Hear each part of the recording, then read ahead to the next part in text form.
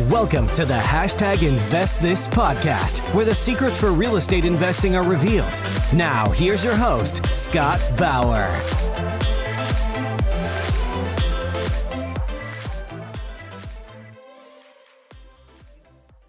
Welcome, everybody. I am your host, Scott Bauer. This is the #InvestThis podcast. And today we have Damion Lupo with us. How are you doing, Damion? Good, man. It's good to be here. Thanks for having me. Absolutely. A little bit about him. He is a black belt, not only in martial arts, but also in real estate. He bought his first rental property with a visa, which opened the door, no pun intended, to him becoming the owner of 150 rental homes in less than 5 years. However, in 2008, he lost the entire $20 million that he made investing in rentals. And over the past 4 years, Damion has reinvented his wealth and leveraged his experience into an 8-figure real estate investment business. And today, he helps fellow entrepreneurs and small business owners to do the exact same. So with that being said, Damion, welcome to the call. How are you today? I'm good, man. It's good to be here. I'm kind of excited to see where we take this. Yeah, me too. I love having conversations just like this one. And with that intro, why don't you give the listeners a little bit more about your background and what you're really focused on now? So when you mentioned that I started when I was in my early 20s, and it's kind of valuable if you start when you're at a certain age, like at 20, because you're naive as all heck. You really think you can build the Great Wall of China in a week. So you just do. I always think, hey, if you're fresh and you're young and naive, it's probably a bigger benefit than if you're 50 or 60 with a bunch of experience. So I started out, I went to a seminar, and I think that's where you get the real information in the real estate world. You get it from podcasts, you get it from seminars. You sure as heck don't get it from college. And so I did that. Nope. I just did what they said. I just said, oh, you guys must know what you're talking about. You all are on stage.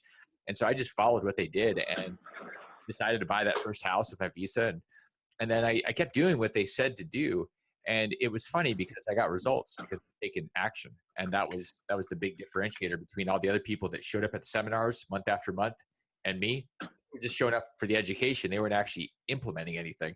So I just kept doing that. And over 5 years, built up that big portfolio, which was pretty awesome. I mean, I looked like a badass. I had my Ferrari and I had that all stuff. But the problem was I didn't really have a deeper reason why I was doing it other than more money. And more money is never enough. So ultimately in 2008, I took that entire portfolio and blew it up with a few $million in the bank. I thought in 2005, I am super smart. So I leveraged it like crazy and went and did apartments and condo development, $4 million house flips. And I did everything. And I had the universe land on my head. And that was my experience in 2008. So it was a humbling experience. And there's a lesson there for people.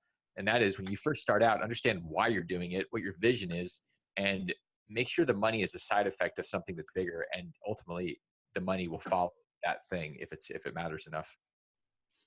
That's huge, man. I think that's massive. It's very easy for people to have some success and then realize or think that they're on top of the world. Right now, all the investors out there that have started probably around the same time I started, 2012, 2013, really when the market started to gain some speed again and started to pick up, and we weren't so much in the trenches anymore. Those of us that have started this time, I'm sure all the listeners out there are having some success now. And, you might feel like a badass, just like what you were thinking. But I think it's important that you mentioned that you don't want to get a big head about it, right? I mean, you really don't want to think that you're on top of the world, because very, very quickly can all of that success go bye-bye.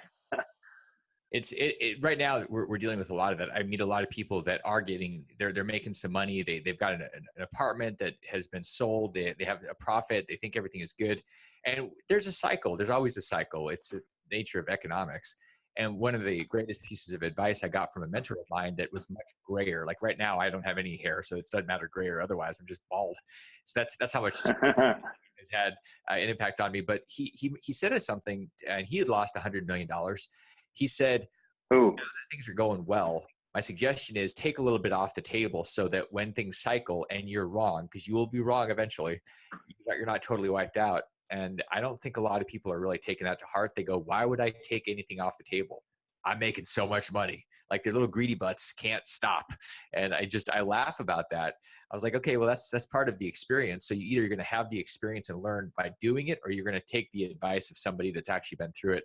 But that is a consistent piece that anybody that's been through cycles will tell you is don't have everything in all the time. Make sure you have a little bit on the side so you can survive if something goes goofy, and things go goofy. I mean, we have black swan events. It happens all the time. So we are in a really robust market, and we're in a very long trending bull. So, you gotta be mindful of that stuff. Oh, man. Yeah. And gosh, we've been in a bull market for so long at this point, right? I mean, it's just been increasing and going up and up and up. And, really, if you look at the surface right now, it doesn't appear like it's going to stop, but at some point the music always stops.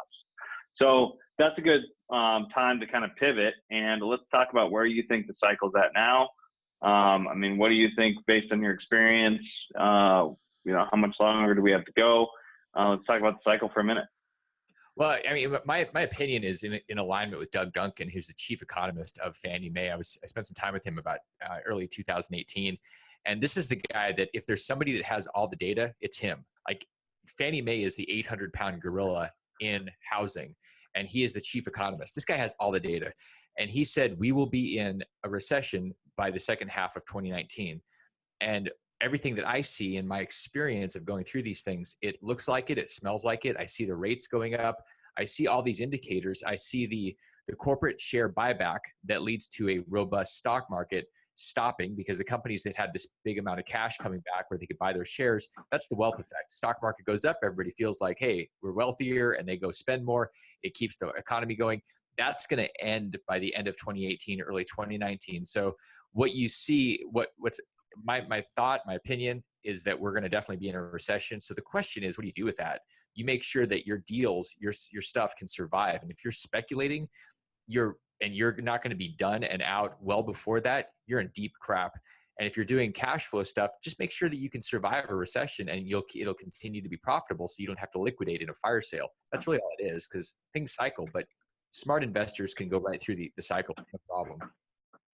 Right. And really, I mean, that's a good time when everything goes on sale, right? I mean, that's a recession is the optimal time to be buying. I mean, I have stopped buying single family stuff to hold on to unless I get a smoking deal here, just out of principle. I mean, even if we're not quite at the top of the market yet, I still think that we're getting up there. And so I can, I don't need to be buying stuff right now unless I get a smoking deal that I can, have 3 exits on, whether I want to fix it up and sell it, fix the flip, if the market does fall out tomorrow, I can rent it out and still be okay. Or even wholesale it potentially, right? Having 3 different exit strategies is super important for me. And I think the listeners out there that are listening to this should also feel the same way. Yeah, I'm with you. And one of the things about being on the sidelines, like you're talking about, I was too anxious. I wasn't patient. So I said, I just made a bunch of money, several $1 million in cash. I'm going to get right back in.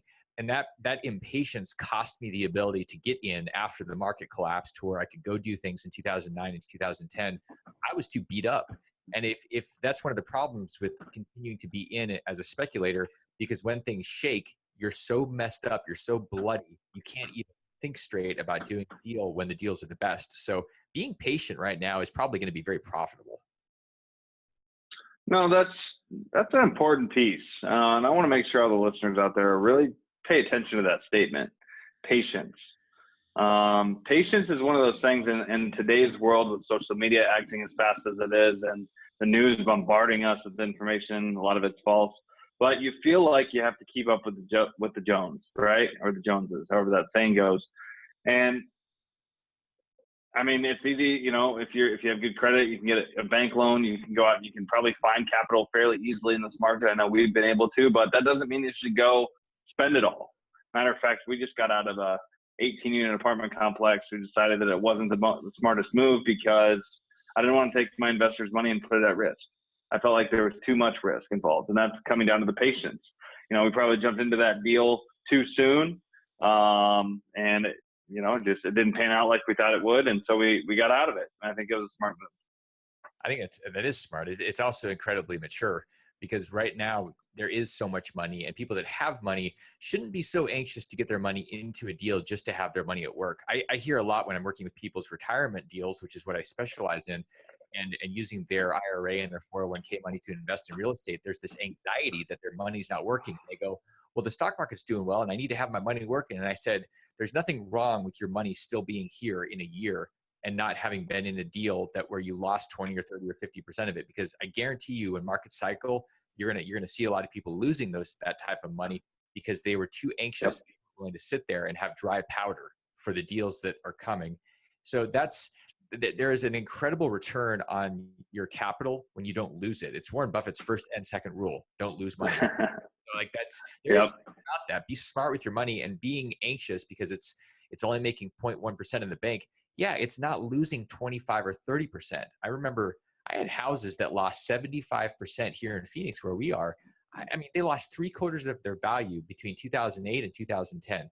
That was crazy. And that could easily happen in some of these markets again. So I'm pretty sure that 0.1% up is better than 75% down. Man, all day, every day, that's better. The thought of just not losing money in general is really the route that you should go down. So yeah, I think that's an important piece. Now, let's talk more about your real estate investment. So you lost all your real estate. Now you've reinvented yourself in real estate. So what does that mean? What are you doing? What are you buying? What do you own? What is your strategy? So my strategy is I'm more big picture, long-term stuff. So I'm not really that interested in short-term speculation on anything. I'm looking at things and saying, what is long-term? What makes sense? What makes sense is people are always going to need to live somewhere, and people are always going to need to store their crap, and people are always going to have parents themselves getting older, and they're going to need facilities. So I like those. Those are long-term, sustainable, never going to go away worlds. If you look at commercial, if you look at industrial with 3D printing, if you look at the commercial where people are working from home and all this other stuff, all that stuff is being disrupted, but apartments are never going to be disrupted. People are always going to live somewhere. And even the housing, I think we have to be smart about that, because more and more people, especially when you look at generational dynamics, more and more millennials want smaller spaces. They don't want McMansions. They want spaces and experiences. So what's that going to look like? I don't know, virtual reality or a bowling alley next to your apartment. I just think that we need to look at things over the next 10 to 15 years. And in my case, I'm only doing things where I'm either lending on deals that are sustainable, or I'm looking at investing my money or investing already in things that I'm totally happy with 20 years from now. And I'm certain, look, people have their crap in mini storage. They're never going to stop doing that. Even when there's a depression about, some random junk that nobody else cares about, but they're attached to it, and they'll keep paying. They'll miss their car payment, but they won't miss their mini storage thing. And if they do, you auction it off and they're out. There's no tenants, there's no rodents, there's none of that stuff. It's just very simple. So I like simple things that are predictable and they're long-term sustainable. Yeah, no, that's huge. That was actually one of the reasons I ever got into real estate, right? It was like I was in sales. I had a girl that I was dating that was in property management, and hated my corporate job that I worked at. And she said, well, why don't you get into real estate? It's sales. And as I looked at it closer, it was like, okay, well, this is something that a basic human need, whether that's housing or that's a home for your business to work out of, or whatever it is. Real estate's everywhere. So I thought, what a great business to get in. And gosh, I'm glad that I did. So anyways, so you're investing in these longer, more sustainable types of assets. Is that your primary business? What's the primary business for you? My primary business is the $25 trillion that's sitting in the retirement space that I think people are being ripped off with, where they've got Wall Street telling them that, hey, basically you're too stupid, give us your money and smoke a bunch of opium. And then when you wake up at 65, you might have some money. Meanwhile, we're going to feed you the next 40 years. And I just have a problem with that. So my business is giving people control of their money with something called the EQRP. It's getting all that IRA and that 401k money into your hands to be able to invest in things that you can actually control, that you understand, and taking Wall Street out of the equation and taking custodians out of the equation. And this is really, it's for people that trust themselves and believe that they're going to know better than an advisor. Basically, that means you're going to care about your money more than an advisor, because it doesn't take an MBA to do a smart deal. It takes you caring and paying attention and then surrounding yourself with smart people. I mean, that's really the formula. So I'm in the business of giving people that control and giving them that support so that they can have a retirement, if you will, by design and not by default. Yeah, that's huge. Now, what does EQRP stand for? EQRP is the Enhanced Qualified Retirement Plan. So a lot of people have 401ks. 401ks are a type of a qualified retirement plan. And the EQRP is something that we created that is very, very different than anything else on the market. And it protects people liability wise. It gives you checkbook control of your money. And it really allows you to do what you want with your money without having somebody else telling you what to do and then charging you for all the friction. Yeah, right. No, that's huge. So is it kind of like a self-directed qualified retirement plan type of scenario? Would it be similar to that? Yeah, so all of the retirement plans run by similar rules in terms of what you can and can't do and contribution. Right. And then there's different, they're written different ways with different liability protection. And if you've been in real estate long enough, you get sued or you sue somebody. There is a lawsuit involved in real estate. It just happens. So unfortunately, it's a very litigious society. And so it's a big consideration. And what I see a lot of people doing is getting things that are either free or they're a few $100s, and they go, oh, my thing is basically inexpensive. And what we do is not inexpensive. And it's because it's the best that protects you. And that's what people should be paying attention to. Because why would you want to spend the next 5 or 10 years building up a portfolio and then lose it to some judge saying you have too much money? I mean, that's a dumb $1,000. Like, it's really stupid. That would, God, talk about a bad day. That would be the worst day ever, right? Yeah, but people are too. They're people tend to think that short term. They tend to. This is why people will sit there and eat a half a dozen Krispy Kreme donuts. They go, oh, this tastes real good, but then their butt is the size of Dumbo, and they go, what happened? Well, you weren't thinking into the future. And if you're not thinking into the future, you're going to think, oh, I can save a little bit of money here, and this is good. And then you don't realize it's going to cost you $500,000 or $1 million down the road when you get caught in the crosshairs of somebody that wants to steal your wealth. Yep. Gosh, that's huge. So and that's a great way to give back, man. I think that your life experience has led you to that point where, you want to give people control of their own money, and that's service that you're giving back to the public, to people, which is huge. It's a good way for you to give back. And we're going to touch on that a little bit later in the call, but what else is your focus? I see Black Belt Wealth in the back. Is that what this company is? So the stuff that you see in the background and my background in martial arts in general really influences the way that I do business and my business philosophy. And so the martial arts to me, and I developed something called Yokido, which is my own martial art. And it's about the relationship between people and how you move together and reducing conflict by reducing tension. That's the same thing you'll see with the work I do in business, where I'm in relationship. I'm not trying to figure out how to suck somebody's cash. And I'm thinking about a long-term relationship and how to get the conflict out of it. To me, when you have custodians and you have Wall Street, that's a lot of tension. It's a lot of conflict. And my job in life is to help people let go of all that conflict, all that tension, to be present. Because if you're present, that's where the power is.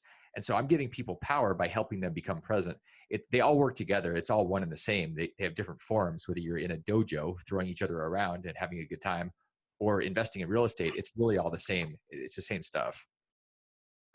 Yeah, man. And that's a great point that I'd love to talk about for a minute is, is being present.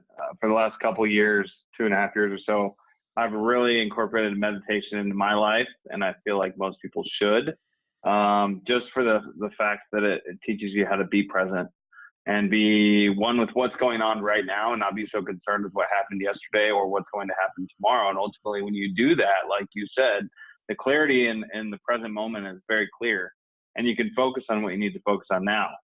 Of course, it doesn't mean don't have goals for the future, right? You should always be looking ahead, but the most important time is right now. The time is right now. And so, I appreciate you bringing that up. I think it's something that a lot of people lose track of. And it's very easy, once again, going back to all the social media and all the stuff that we have thrown at us consistently all the time, it's very easy to get away from being centered. And I think that is one of the most important parts about life is to be present today and make the best decisions that way. So anyways, that's a little tangent on that. I totally agree with you. It's we either have this regret about the past or we have this anxiety about the future. Neither of them are we living in. And then you have Facebook that that compounds this with this massive anxiety about what we're not doing or what our life is not like, because we're paying attention to somebody else's highlight reels that never end. It just goes on forever. And we're comparing our actual life to that when we don't see anything except for the trailer of their life. And it's whatever they want us to see to tease us and to make them look good. Well, the reality is, if you are practice the presence, you really don't have any problems in this moment. Like, if you ask yourself right now, listening to this, what is my problem right now? The answer is nothing. I mean, there truly, there's nothing. And I, unless you're like me, where you had a job and you happen to be in that job where you're taking out the trash in the Arctic Circle and there's a polar bear outside that might eat you. I mean, I've had that job. So that is a very real problem. And in that moment, if I was listening to this podcast, I could die.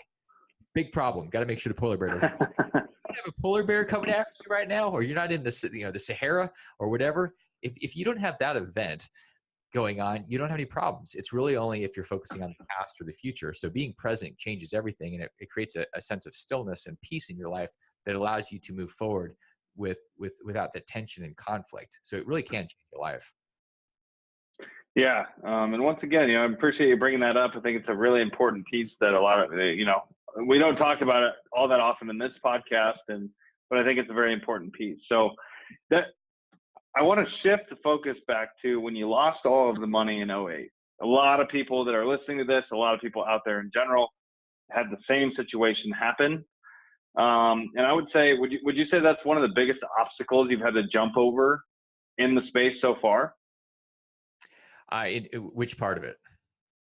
Losing all the money and going from 20 million to zero, essentially. So in the middle of it, it sucked. I mean, I can tell you, it's not fun in being in the middle of losing that. And the biggest part about losing that now, if I lose money on decisions and I make mistakes all the time, but back then, because my self-worth and net worth were so intertangled, when I went from positive 5 million net worth to negative 5 million inside of 12 months, it was a $10 million swing. And my net worth basically said, you are worthless, because that's who I was. I was my balance sheet. And that's the biggest problem. So in terms of obstacle, yeah, I had to move through a point of being kind of suicidal where, hey, I don't even have a worth here on planet Earth.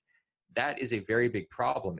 That's why more is not the answer. Because if you go from more to less, like a lot less, like negative, then, a buddy of mine killed himself last year. And I think that was part of he had a lot of really big, deep, shadowy problems. Part of it was his net worth and his self-worth were way too entangled. And when he started to see the financial demise of his life, he checked out.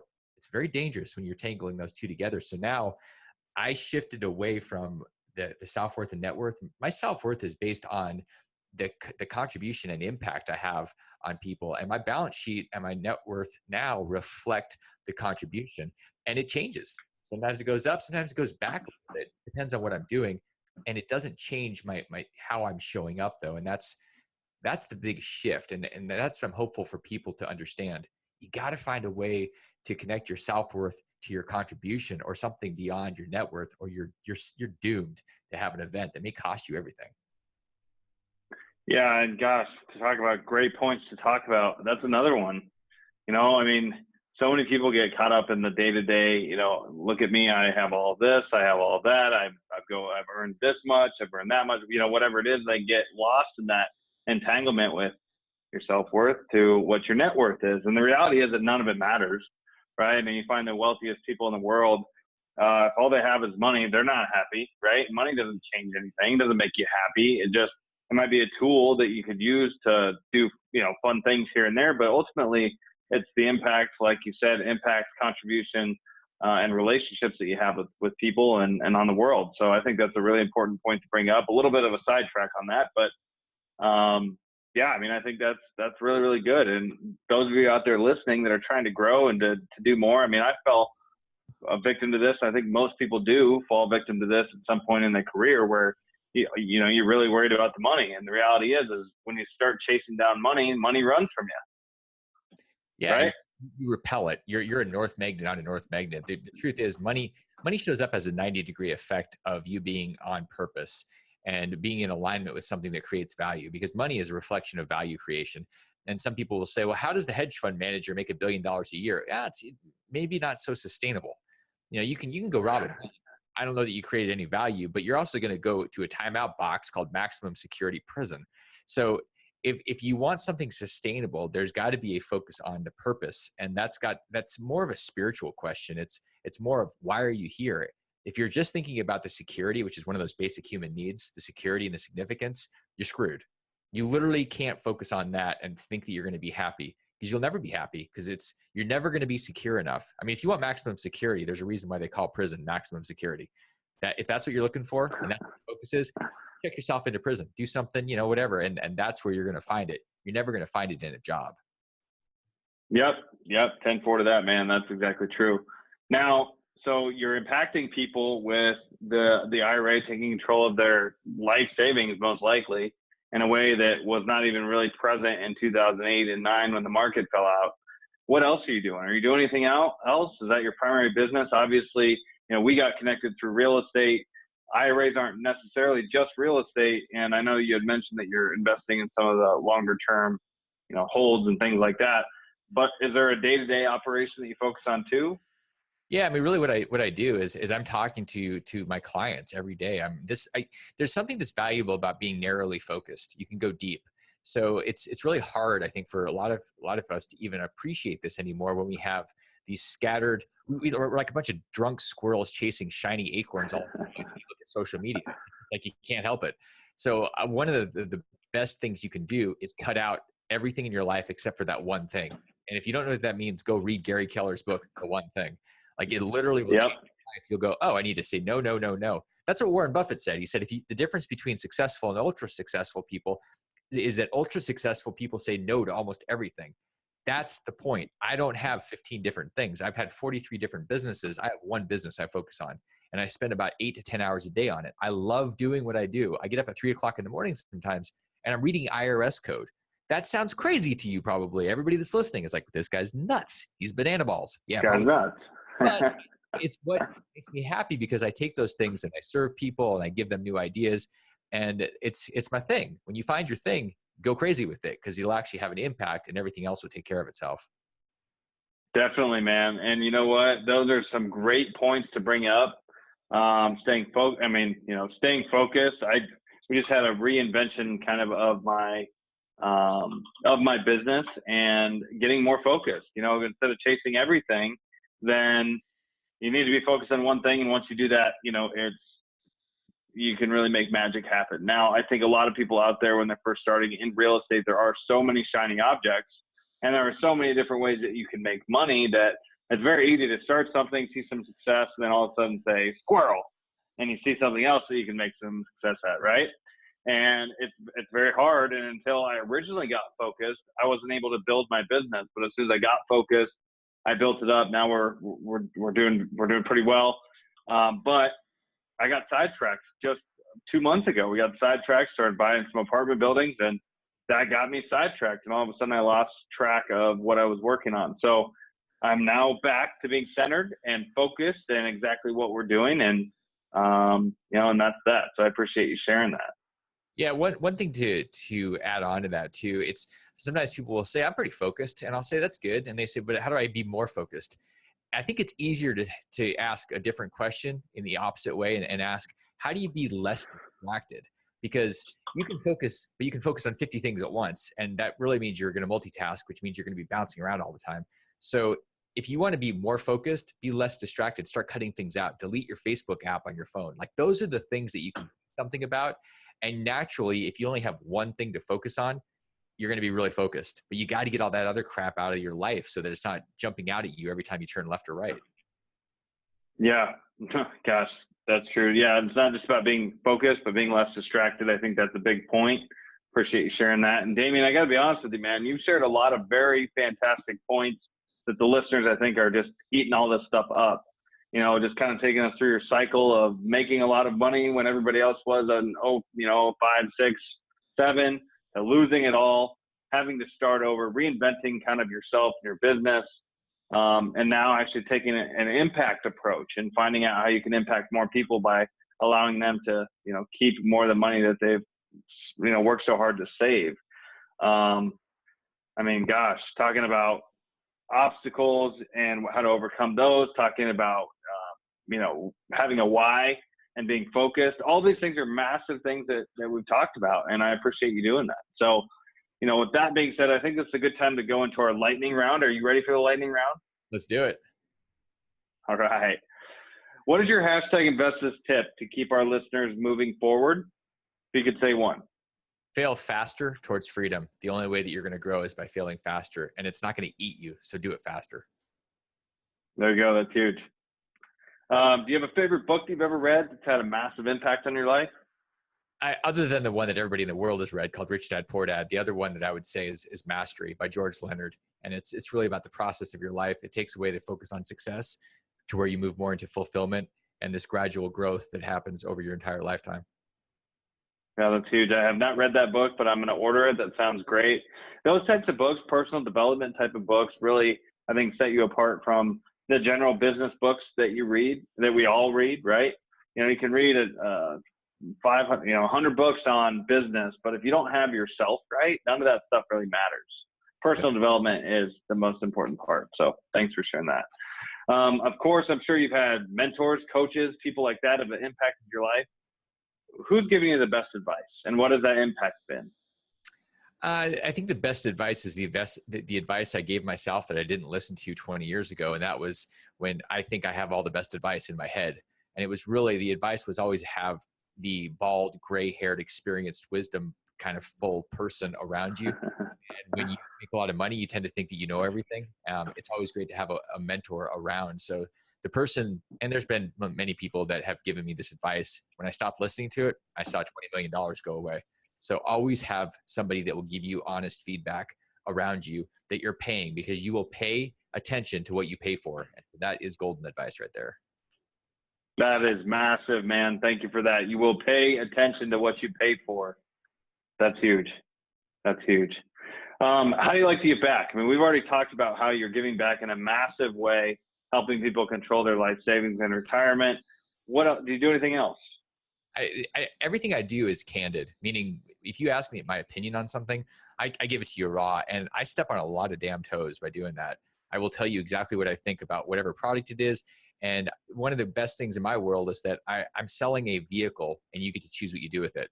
And everything else I have an opinion about, and I will tell it to you exactly. I don't care if you don't like my opinion, but you'll know it's the truth. So giving back is me being comfortable enough to not be liked, but to always be respected. Man, that is another great point. I think it's very valid, very true. This goes back to the social media thing, right? So most people are on Facebook or wherever they're at social media. They're worried about everybody else and what their opinion is. Who cares? Who cares? Everybody has their own opinion. It's the people like yourself. I find that I'm this type of way as well, that I like to give my own opinion. And if you like it, great. If you don't, also great. Not my problem, right?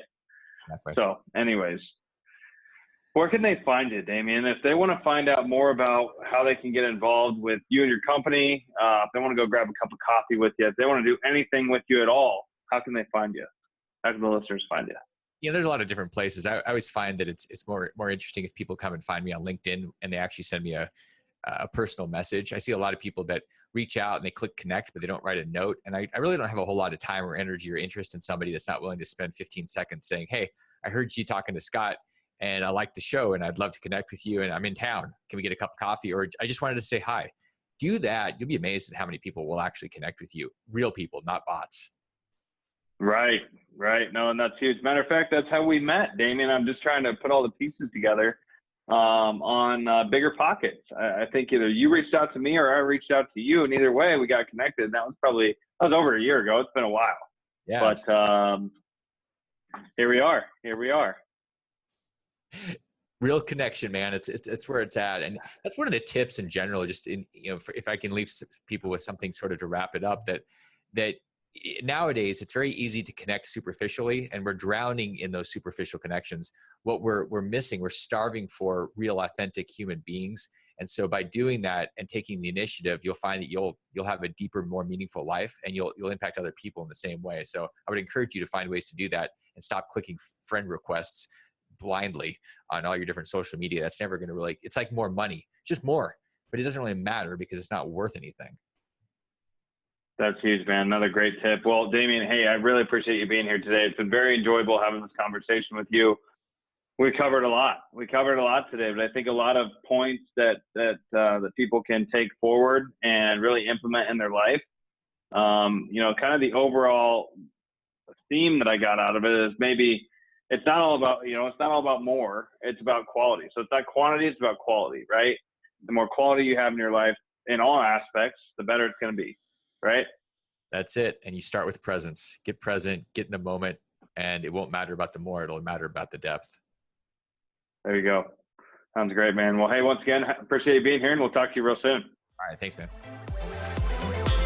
Make sure to like, subscribe, and share this podcast to help us spread the word. Go ahead and reach out to Scott Bauer on all the social media outlets for suggestions on topics and guests for the show. And check out investthispodcast.com for more secrets and resources to achieve real success in real estate.